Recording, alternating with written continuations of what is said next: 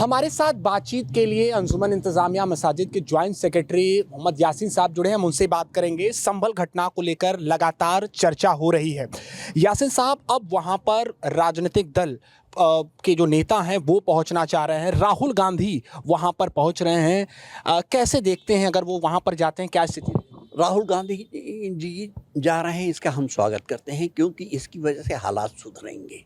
वहाँ मनमानी जो कर रहे थे ऑफिसरान, वो उस पर थोड़ी सी लगाम आएगी, क्योंकि वो इस मसले को संसद में भी उठावेंगे, संसद के बाहर उठावेंगे।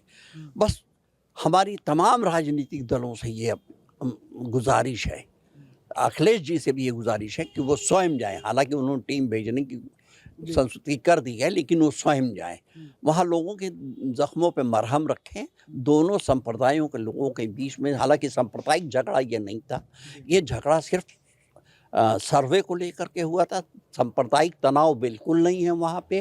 कुछ लोगों ने पैदा करने की कोशिश की, कुछ लोग जो अपनी बाजार लगाए हुए हैं इस तरह के झगड़े पैदा कर करके, जिनमें विशेषकर श्री हरिशंकर जैन और श्री विष्णु जैन जो जगह जगह पे इस तरह के बवालात खड़े कर रहे हैं, उनकी दुकानें बंद हो जाएंगी और वहाँ के माहौल सुधरेगा। मेरी उम्मीद यही है कि इन लोगों के जाने से वहाँ का माहौल सुधरेगा, इसीलिए हम राहुल जी के जाने का स्वागत करते हैं। यासीन साहब, अखिलेश यादव ने भी जाने की इच्छा जताई। उन्होंने तो यहाँ कह दिया है कि हम भी जाना चाहते हैं, लेकिन अगर हम जाएंगे तो हमारे ऊपर आरोप लग जाएगा कि आप संविधान तोड़ने का काम कर रहे हैं। नहीं, वो संविधान तोड़ने का काम नहीं होगा, इससे संविधान नहीं टूटेगा।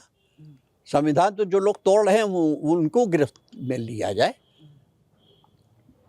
ये तो चूंकि ये उनका क्षेत्र है, वो उनके लोग वहाँ से जीते हैं, सांसद हैं उनके विधायक हैं, और वहाँ लोगों की उनकी बात सुनेंगे। ऐसा नहीं है, मुझे नहीं लगता कि ऐसी कोई बात है। इस तरह के अगर आक्षेप लोग लगाते हैं तो गलत लगाते हैं। और जैसा कि आप कह भी रहे हैं, समाजवादी पार्टी से सांसद जियाउर रहमान बर्क और उनके पिताजी पर भी जो मुकदमा है वो दर्ज हुआ है, क्या कहेंगे? नहीं, देखिए, अब ये तो वहाँ मुकामी तौर पे क्या हो रहा है वहाँ लोग देखेंगे, अदालतों में देखेंगे। लेकिन जो हालात बने हुए हैं, जो तनावपूर्ण स्थिति बना दी गई है, जिस तरह से छावनी में तब्दील कर दिया गया, कई साल के लिए संभल पीछे हो गया। संभल में नॉर्मलाइजेशन होना चाहिए।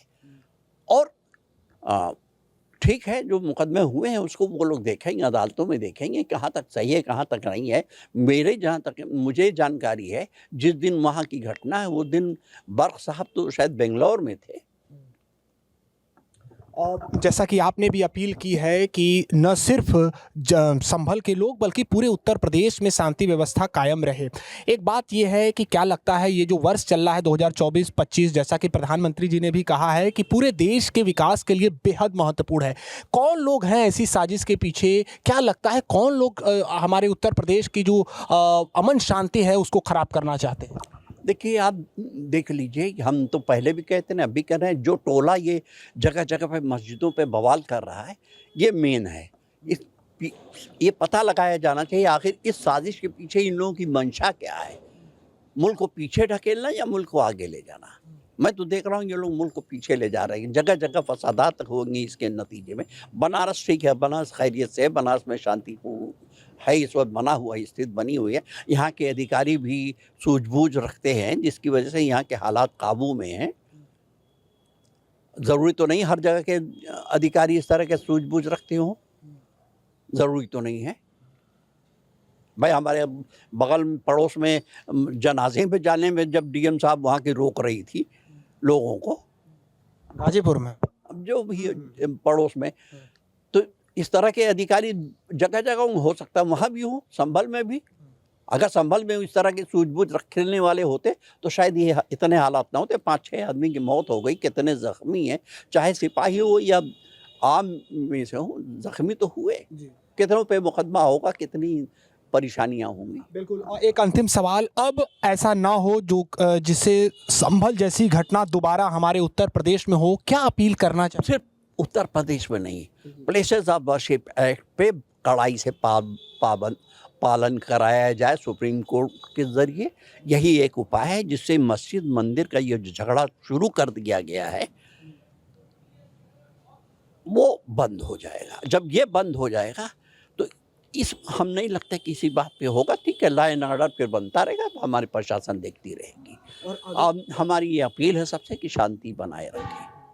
और अगर लगता है यासीन साहब कि अगर प्लेसेस ऑफ वर्शिप एक्ट पर जो आपने सुनवाई के लिए भी अर्जी की बात कही है, अगर नहीं सुनवाई होती या फिर गंभीरता से नहीं विचार किया जाता है तो क्या स्थिति होगी? नहीं, मुझे नहीं लगता कि ऐसा नहीं है। चंद्रचूड़ साहब जो गलती कर गए, ज़रूरी नहीं कि हमारे मौजूदा मुख्य न्यायाधीश महोदय भी ऐसी गलती करें।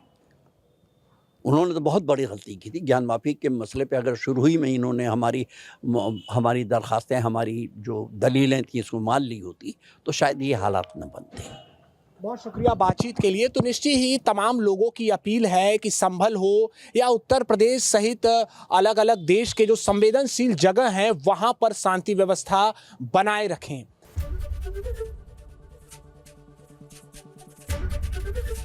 एबीपी गंगा, खबर आपकी, जुबान आपकी।